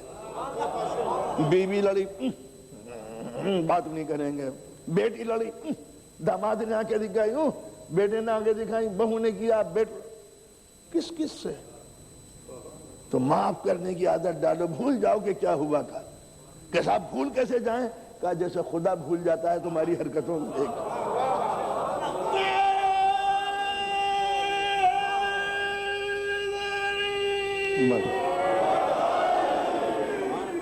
تو یہ زندگی کی دکھن اور یہ پھوڑے ہیں کہ جن کو سمجھنے کی ضرورت ہے۔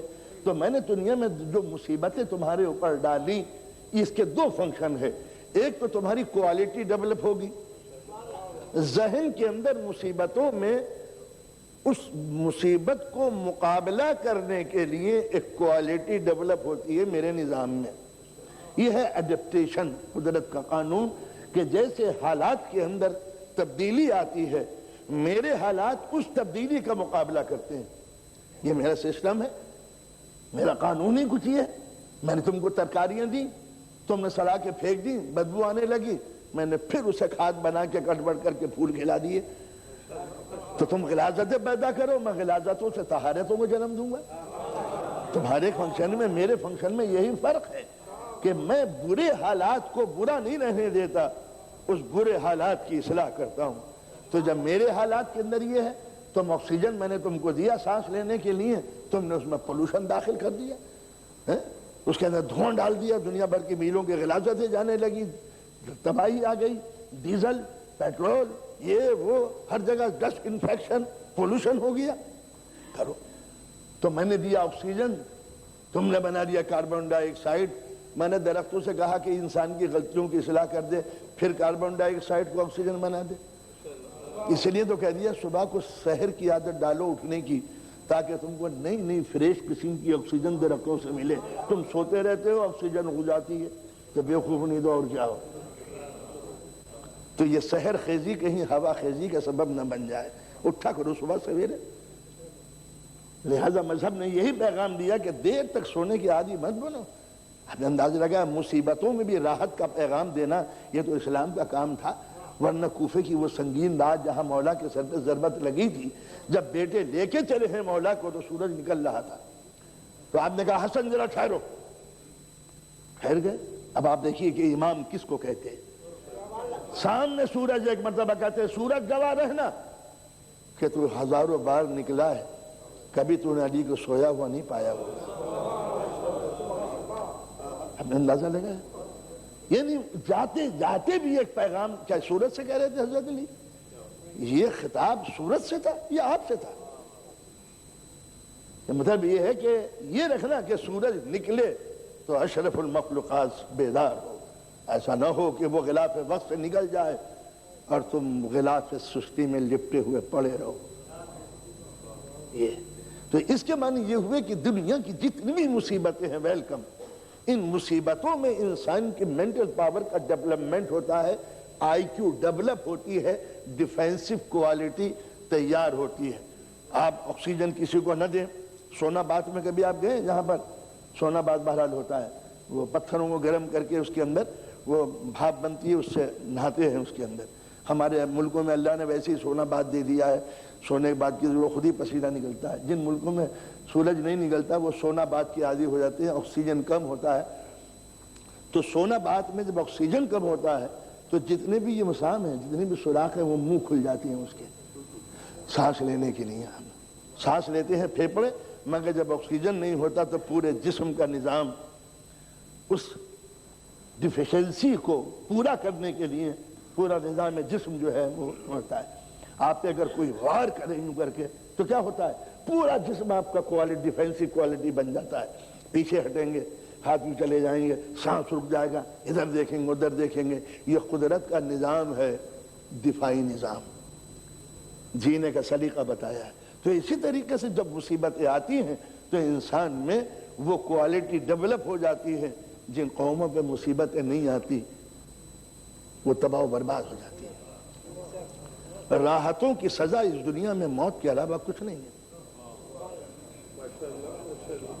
ان سروں پہ تاج نہیں رہتے جن ہاتھوں میں اٹھنے کی طاقت نہیں ہوتی۔ چلیے اقبال کو یاد کر لے تھوڑی سی دیر میں، کچھ بز آ جائے۔ آج تجھ کو میں بتاؤں تقدیر امم کیا ہے، قومیں کیسے بنتی ہیں کیسے بگڑتی ہیں۔ ایک ہی شعر میں قیامت کر دیا علامہ نے۔ آج تجھ کو میں بتاؤں تقدیر امم کیا ہے، امم نیشنز، ہسٹری آف نیشن، یا ول آف نیشن۔ میں تجھ کو بتاؤں کہ قوموں کا مقدر کس طرح بنتا ہے، کس طرح بگڑتا ہے۔ شمشیر و سنا اول، قومیں جب ابھرتی ہیں تو طاقت کے بلبوتے پہ ان کے ہاتھوں میں شمشیر ہوتی ہے، سنا ہوتی ہے، ولولے ہوتے ہیں، آگے بڑھنے کا حوصلہ ہوتا ہے۔ وہ سرحدوں کو رونقتے ہوئے دوسرے ملکوں پہ حملہ آور ہو جاتے ہیں، ان کی سطوت بڑھتی چلی جاتی ہے اور خزانے معمور ہوتے چلے جاتے ہیں۔ جب دولت آ جاتی ہے ان کے پاس تو اب ان کو ہری ہری سوچتی ہے، تو تلوار رکھ کے ستار اٹھا لیتے ہیں، اور پھر میدان جنگ میں ولولوں کے ساتھ بڑھنے والی قوم حسین رقاصاؤں کے جھرمٹ میں اپنا تاج اور حوصلے سب کچھ رکھ دیتے ہیں۔ شمشیر و سنا اول، پاور پہلے حاصل میں ہوتا ہے جب حکومت آ گئی۔ طاؤس مور کو کہتے ہیں، مراد اس سے ڈینس۔ صلوات پڑھیں محمد والے۔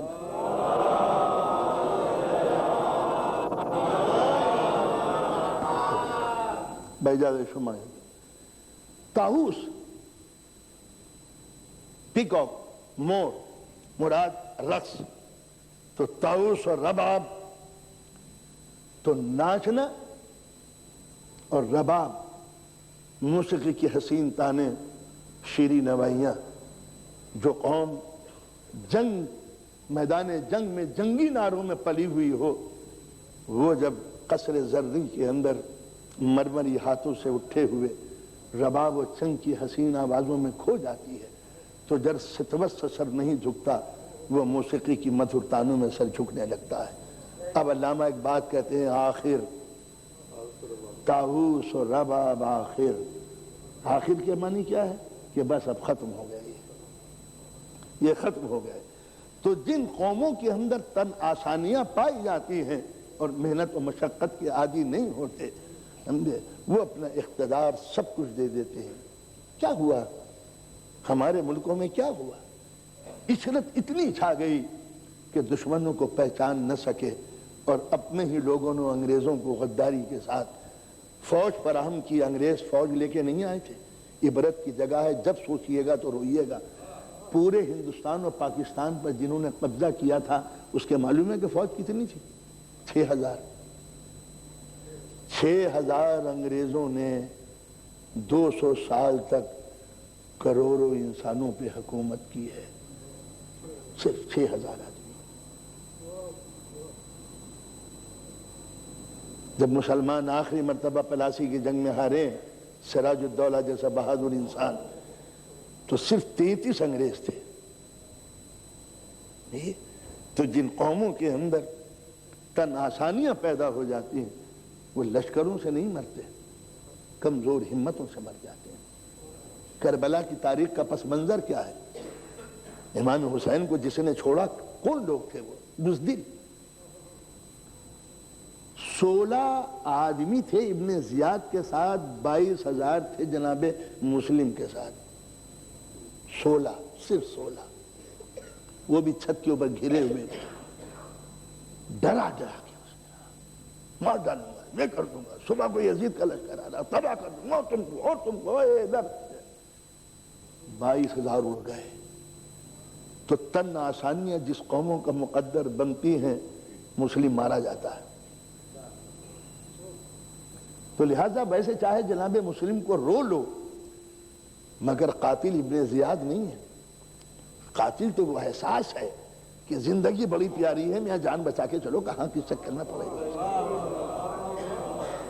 انہیں کیا کر لیتے ابن زیاد بھئی، جس کے ساتھ 16 گھنڈے بدماش لچے لفنگوں کے ضمیر تو ویسے کبھی ظالم آدمی بہادر نہیں ہوا کرتا، آپ یقین مانیں، جتنے بھی ظالم ہوتے ہیں وہ انتہائی بزدل ہوتے ہیں، اگر اس کے چاروں طرف لشکر کا حصار نہ ہو تو راتوں کو نیند نہیں آتی بزدلوں کو، اور حق کا ساتھ دینے والے اتنے جری ہوتے ہیں کہ وہ لشکروں سے نہیں گھبراتے، مگر جب پہلو میں بزدلوں کی فوج بیٹھی ہوئی ہو تو 1,20,000 آنکھیں جن ہاتھوں پہ حق کو بلند دیکھیں وہ سارے کے سارے گم ہو جائیں، پتہ نہ چلے کہاں گئے، حق چھندہ ہے ان میں ایک بھی نہیں۔ 9 آدمیوں نے قیامت تک کے لیے نبی کی جانشینی کا فیصلہ کر لیا، 9 آدمیوں نے بنی ثقیفہ میں کتنے؟ 9 نے فیصلہ کر لیا، اور لاکھوں بزدل گھروں میں بیٹھے رہے کہ اب بہت دیر ہو گئی، اب کیا فائدہ۔ تو آپ نے ملاحظہ فرمایا یہ دوسرا موضوع تھا، نہ جانے کہاں سے آ گیا۔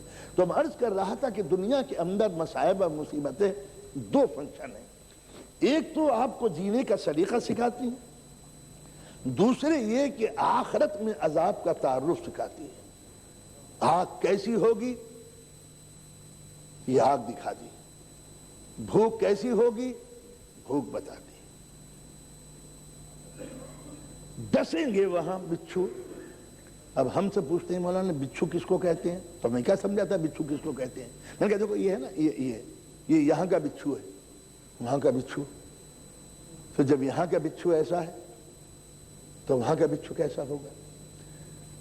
تو دوزخ میں جو سزا کی جگہ ہے اس کے تعارف کے لیے دنیا کی مصیبتوں کی ہلکی سی جھلک دکھا دی، یہ اصل مصیبت نہیں ہے،